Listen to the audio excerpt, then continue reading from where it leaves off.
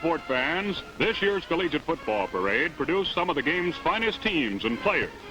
You're in for a lot of thrills, so let's watch closely as the camera highlights the action of the 1949 season.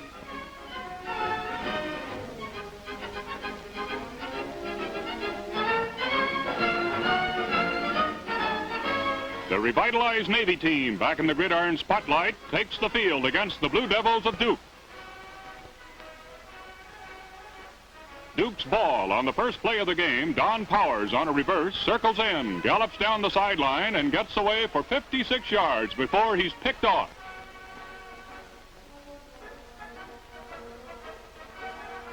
It doesn't look too hopeful for the Middies. Billy Cox for the Blue Devils breaks away to score, and Duke leads 7-0 in the first 2 minutes of the game. But this fighting Navy team comes right back on a sustained 70-yard march. Dave Bannerman dives through, and it's anchors away.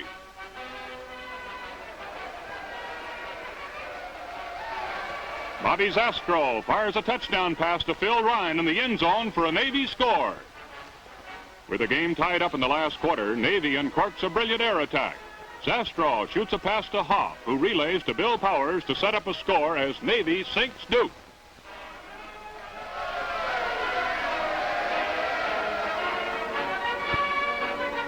At Philadelphia's Franklin Field, it's Dartmouth against Pennsylvania. And here's Dartmouth's Hal Fitkin carrying the ball in a game featured by many fumbles, such as this one by Fitkin. It's recovered by the Quakers. But one good turn deserves another. Fullback Tooney of Penn fumbles, and the Indians of Dartmouth grab possession. Forced to kick, a Dartmouth punt is taken by Bob Duber. And watch the safety man scamper 69 yards to a touchdown. Watch him go, Bobby Duber.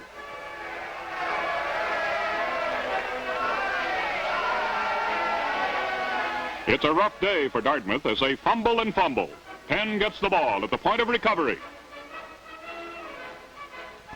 Billy Rhodes takes off on an end sweep, and his teammates pave the way as he rips off a fast 67 yards to Pennsylvania pay dirt. Penn defeats Dartmouth 21-0.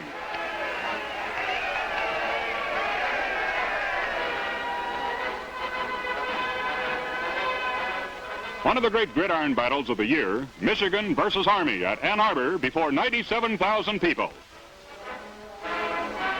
Michigan's ball, and promptly the Wolverines fumble. The Cadets recover.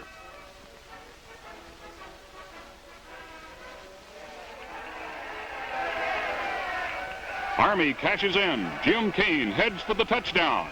Michigan's winning streak is in danger.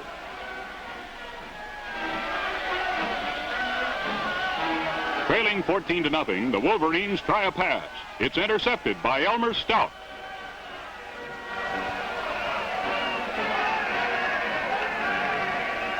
Now Army takes to the air.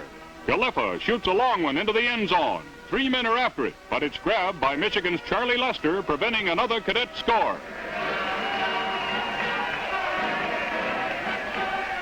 In the fourth quarter and fighting back hard, Michigan's running attack is clicking with its famous spinners as Don Dufek goes to the Army 6. Dufek again. He dives over for a touchdown, but Michigan is still trailing. Army's Vic Pollock breaks loose. Michigan's 3-year record without a defeat is now really in peril.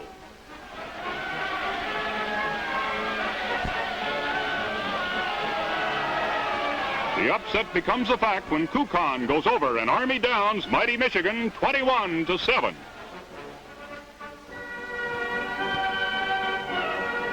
Here's a great intersectional football battle at the Los Angeles Coliseum. Kick formation, and Southern California gets off a 62-yard punt. Ohio State's Vic Janowitz chases the ball into the end zone, and the Buckeye halfback brings it back to the 12-yard line.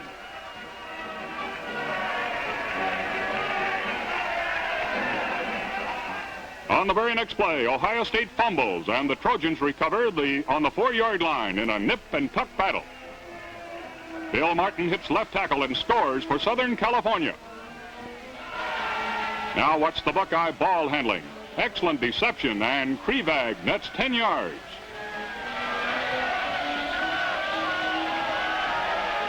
Jim Clark now carries for State, but not for long.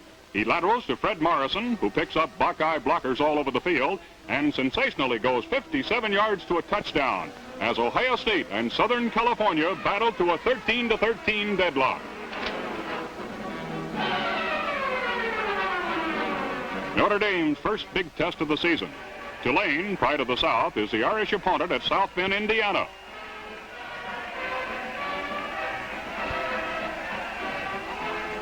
Notre Dame's ball, first quarter.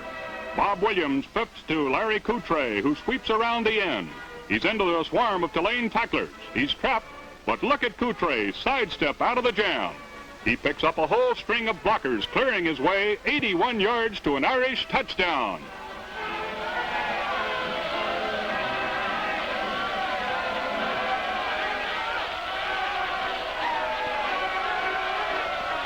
The striking power of this Notre Dame outfit is terrific.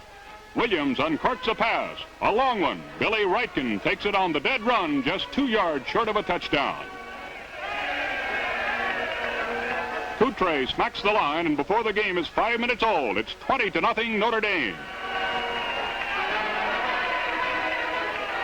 Trailing 33-0, the embattled Green Wave fights back. A long pass is taken on a beautiful juggling catch by George Kinect. He's got a blocker, and he's touchdown bound, a 76-yard run. Coach Leahy's a little surprised, but it doesn't matter. His boys are on the warpath. Williams' pass is a humdinger to Spaniel, an amazing victory, even for Notre Dame, 46-7.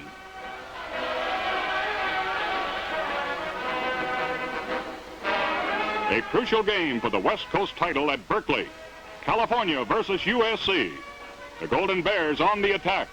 Frank Brunk charging through for a first down in the shadows of the goalpost. Bob Solari on a jump pass rifles to Minahan, and California takes the lead.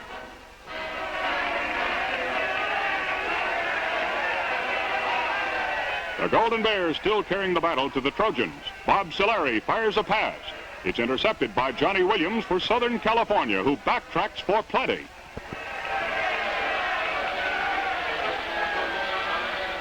That powerful USC machine starts rolling. Pat Duff, sweeping around in, sets the pace, and it has the Trojan cheerleaders jumping for a touchdown. It's fourth quarter now, and Bill Martin plunges over to tie up the game 7-all.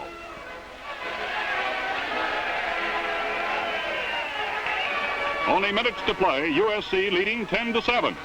After making a field goal, USC kicks off to California. Frank Brunk takes it from behind his own goal line, plows right down the middle through the whole Trojan team for the most sensational run of the year. 102 yards for a touchdown that wins the game.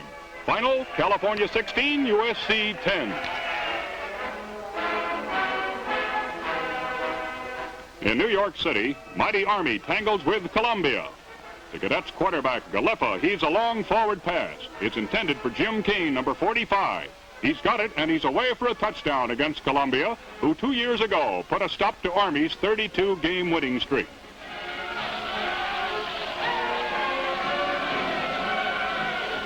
Columbia's ball now. The Lion attack has been stifled.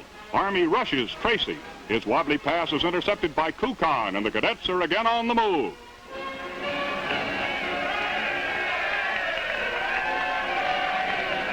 The ball goes to Jim Kane. The speedy halfback is a regular hurricane as he sweeps the end to go across Columbia's goal line again.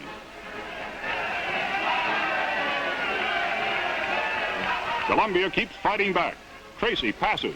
It looks like an interception. Nope, there's just a little bit of luck and a completed pass.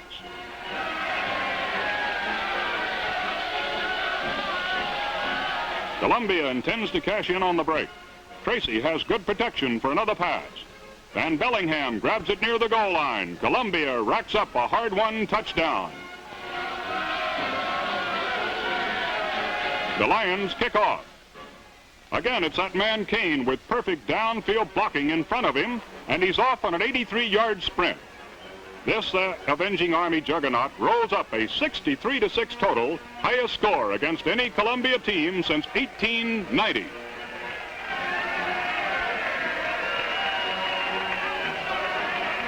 In Philadelphia, Pennsylvania takes on the Pitt Panthers. The Panthers are primed for battle. Little Johnny Ciccone passing sparks the opening assault, and it has Penn groggy. Again, it's Ciccone on the firing line. He gets away a beauty to Jimmy Joe Robinson racing down the sideline. He takes it all the way, and Pitt scores.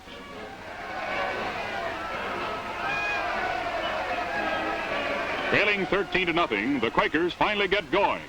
Ray Dooney, pacing the running attack, plows through, and Penn is on the comeback route. Winding up a march downfield, Dooney goes over for Penn's first touchdown. The scoreboard tells a story of a rough uphill fight for Penn. Pitt, finding the going tougher, has to kick. Bill Hardesty boots for the Panthers. Bagnell is under it for Pennsylvania, swarms back through the Pitt line all the way to midfield. Penn, showing a varied attack, strikes through the air. Bagnell heaves a skyner to Billy Rhodes, who races over for the second Quaker tally. Halftime finds Penn leading by one small point. Period touchdown puts him 8 points in front. Losing no time, the Panthers swing into action. Ciccone shoots a long pass to Earl Sumter, who lugs it right. The Panthers, making this one count, added a last-minute automatic safety to trip Pennsylvania 22-21. Over 81,000 fans at Columbus thrilled with the excitement of the Ohio State-Northwestern tussle. Ohio State's Savick shoots a pass to Armstrong. Rule complete because of interference on the Wildcats' 3-yard line.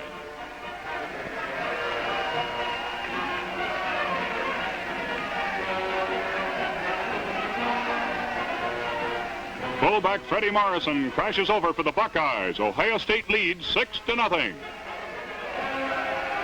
Haig boots the extra point over the bar and into the megaphone.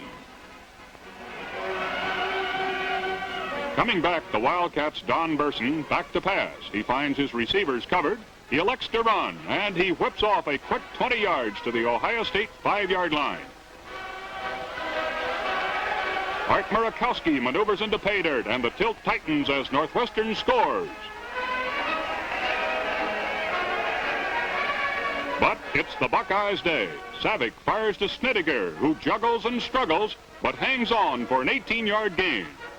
Setting it up for Crawl to crash over. Ohio State wins 24-7.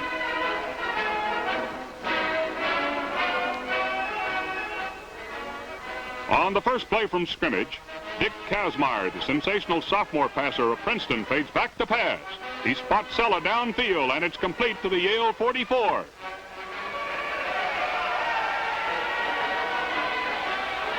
Here's Dick Kazmaier. It's a screen pass. Sella takes it on the 18 and goes over standing up to put Princeton ahead 7-0.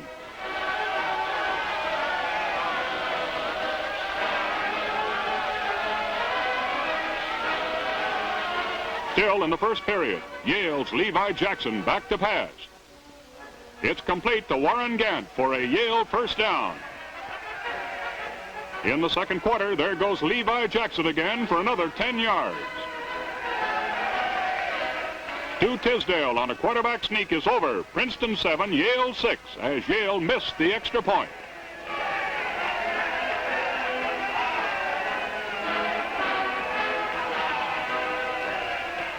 Here's a deceptive handoff. George Sella carries up the middle for a first down on the Yale 12. Davidson plunges over for a Tiger touchdown, and Princeton leads 14-6 at halftime. Third quarter now, and Princeton's on the move once more. It's Kazmaier back to pass. It's away. John Emery has it for a 20-yard gain. The ball is on the Yale 24. The ball gets away from Kazmaier. He heaves to Sella, who goes over and makes it Princeton 21, Yale 6.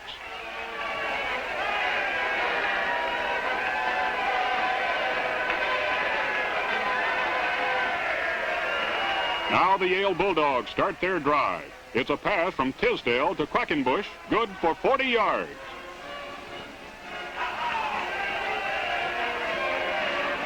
And again, it's Tisdale back to pass. Levi Jackson makes a terrific catch for a touchdown, but it's too little and too late as Princeton takes the Big 3 title for the third straight year. 78,000 at Franklin Field, Philadelphia, watch Pennsylvania's Bagnell whip a pass to Horton as the Quakers surge against Army.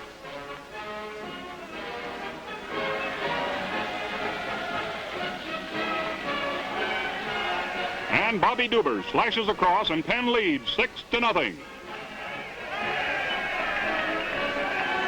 The Cadets counterattack.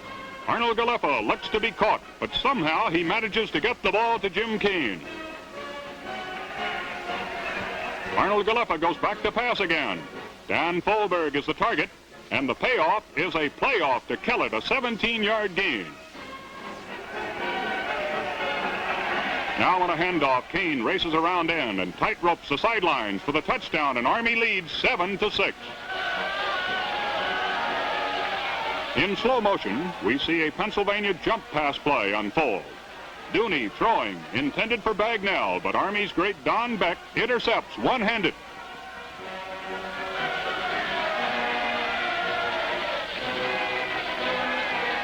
Gil Stevenson on a handoff speeds to the Penn 7-yard line. It's Stevenson again, driving for the score. Army leads 14-6.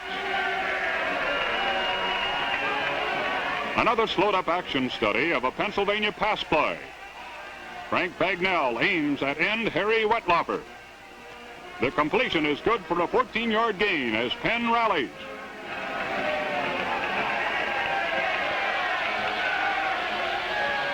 The Quakers score, but their gallant bid for an upset just misses. Army wins 14-13. At the Los Angeles Coliseum, 70,000 watch Stanford roll against USC as White takes a handoff and then takes off on a magnificent 76-yard run.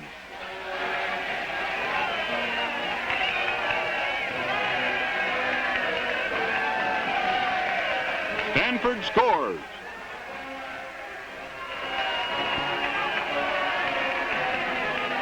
Stanford is stubborn, too, forcing USC to kick. DeYoung runs the punt back, aided by fine downfield blocking. What's the teamwork?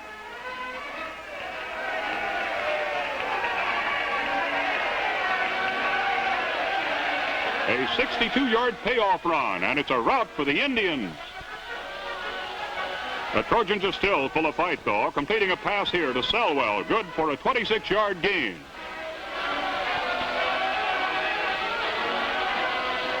And then Powers connects with Hatfield for a 63-yard aerial maneuver for a touchdown, but it's Stanford Day as they defeat Southern Cal 34-13.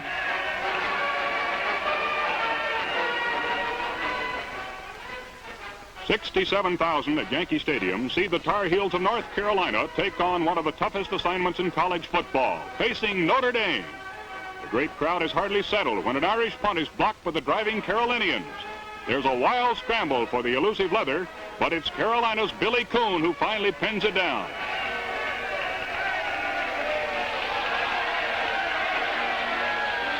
Notre Dame doesn't quite know what has hit them so sudden and so hard, especially when Dick Bunting, playing for the injured Charlie Justice, slams over for a Tar Heel touchdown, and the crowd hollers for an upset.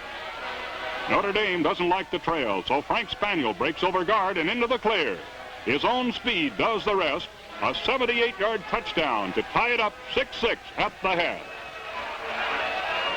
Second half now, and the Irish take to the air. Leon Hart grabs a forward pass thrown by Bobby Williams. They've got him, now they haven't. Hart gets rid of that ball on a lateral to Billy Barrett, who goes the rest of the way, and Notre Dame goes out in front. The Tar Heels' great Charlie Justice, sidelined with a leg injury, is itching to get in there. And maybe it would be different if Choo-Choo were playing today, but as Notre Dame kicks off, Justice has an able substitute. Bunting takes the ball, and Bunting roars back up the middle, hurling defiance to the mighty men of Notre Dame. It's a great 40-yard run.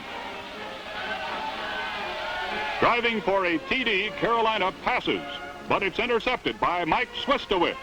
Mike has blockers aplenty as he goes for an 85-yard touchdown run.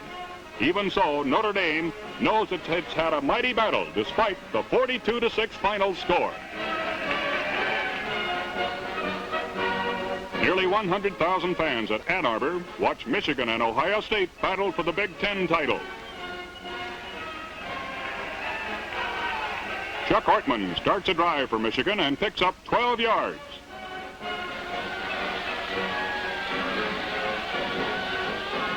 Walt Taninga has a hard time trying to get a pass away, but patience pays off. Koseski catching for the touchdown, and the Wolverines lead 7-0. In the final quarter, Ohio State Savick passes to Ray Hamilton, a 42-yard gainer, as the Buckeyes make a bid for the equalizing score. Morrison cracks over for Ohio State, and Michigan is still leading 7-6. Now the try for the extra point. It's no good, with a share of the title and a Rose Bowl trip in the balance. But Michigan is offside, and this time Jim Haig makes it good. Final 7-7. 75,000 people see Pennsylvania lose a thriller to Cornell in the annual Thanksgiving Day Classic at Franklin Field. Early in the first quarter, Dooney plows through right tackle, reverses his field, and is off on a long jaunt to the Cornell 7-yard stripe.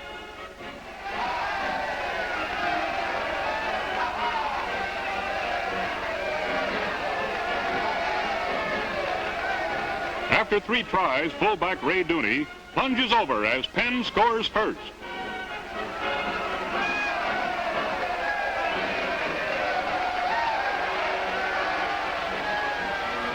Later in the first quarter, Lady Luck smiles on Cornell. The boys from Ithaca are deep in their own territory. Babula drops the ball on a handoff from Dorsett. Then he scoops it up, and he's off on an 86-yard dash to tie up the ball game at 7-7.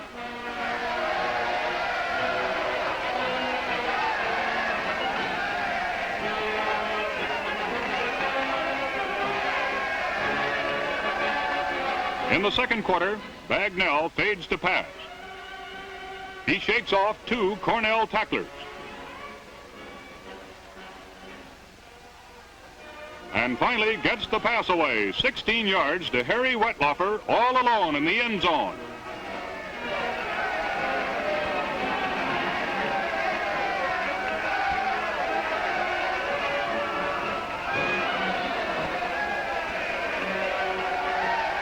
Penn strikes again in the second quarter. It's 4th and 12 to go, and Dooney is back in punt formation. He surprises by passing to Carbo far out to his right, who speeds to a 3rd touchdown on a play that covered 42 yards. Penn now leads 21-7.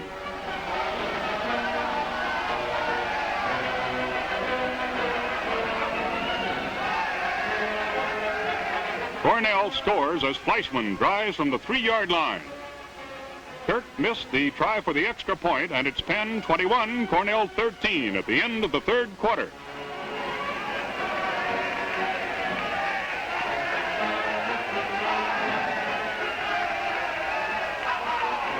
In the fourth quarter, Cornell fights back as Chalet gains 9 yards to the Penn 16.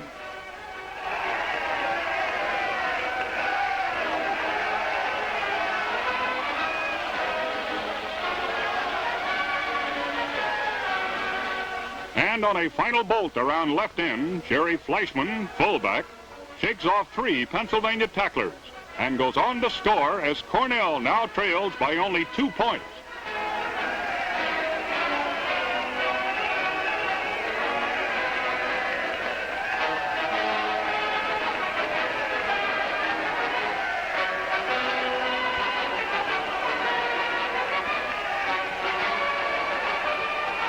On a pitch out, Dorsett to Chalet, the fleet halfback goes 5 yards to set up a score.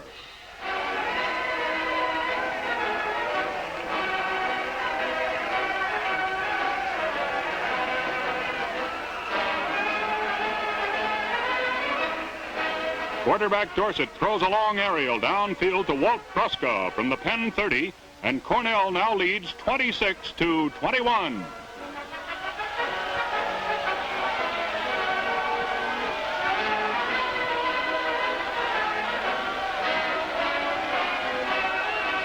And as a crowning blow, the Big Red of Cornell boots a field goal to win the game 29-21 and successfully defend the Ivy League title.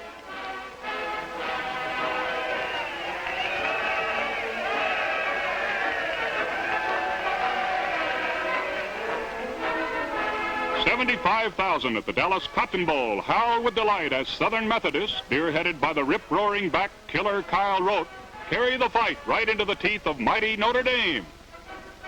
The Mustangs unleash their famous aerial attack. This one bounces right into Notre Dame's hands. John Pettibone grabbing it off on a lucky break for the Irish and suddenly reversing the tide of the battle.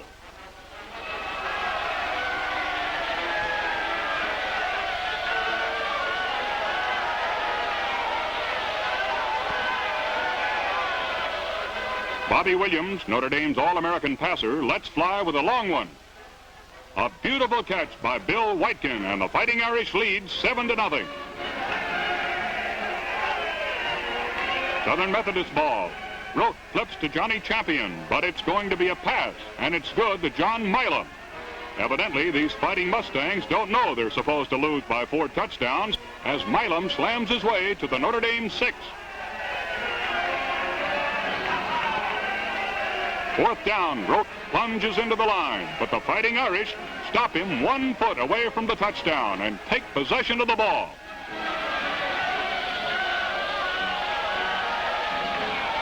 This, my friends, is a real battle, and after an exchange of punts, Williams jump passes to Whitekin, and Notre Dame marches again. It's all or nothing in this ball game. Williams aims for the end zone, and what a break. It bounces right into Ernie Zaleski's arms, and the luck of the Irish holds. But these amazing Mustangs don't know when to quit. Champion streaks for 18 yards, and they're closing again at the Notre Dame goal line. Kyle Rote doesn't miss this time. Over he goes, and Notre Dame knows it's in the ball game.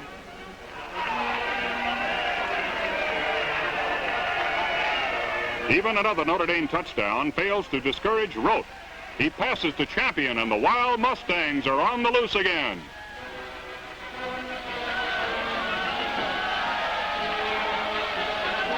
A 22-yard play that missed being a touchdown by only 1 yard.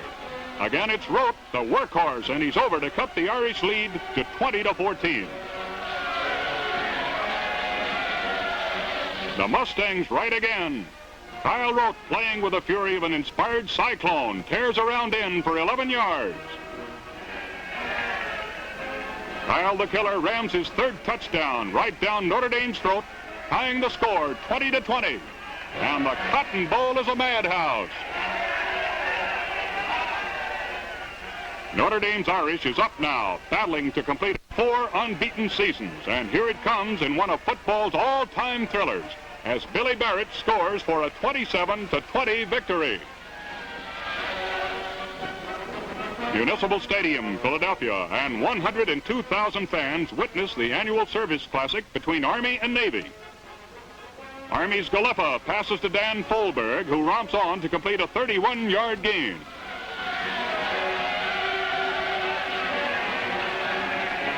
All-American Galeffa takes off on a bootleg play, hiding the ball on his hip and working his way to a touchdown for Army. It's Army's day. Galeffa passes to Folberg, and the cadets march on for a rout of Navy. But the gallant middies are full of fight, and they defend their gold here in a magnificent stand. Here's an Army thrust, and again a Navy repulse. The cadets are stuck. Army had a 13-0 lead at halftime, but Navy is still cheerful.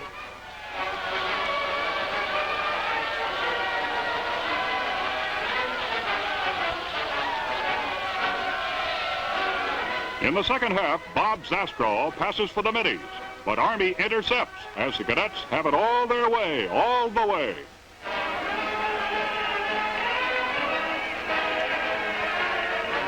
Galeffa calls a pass play, but when the receivers are covered, he decides to scoop, and he does to the 2-yard line.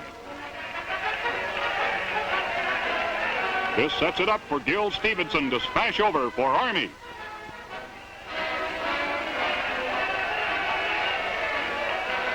Playing a sharp game, Army rolls on. Gil Stevenson on a handoff romps through Navy for 35 yards.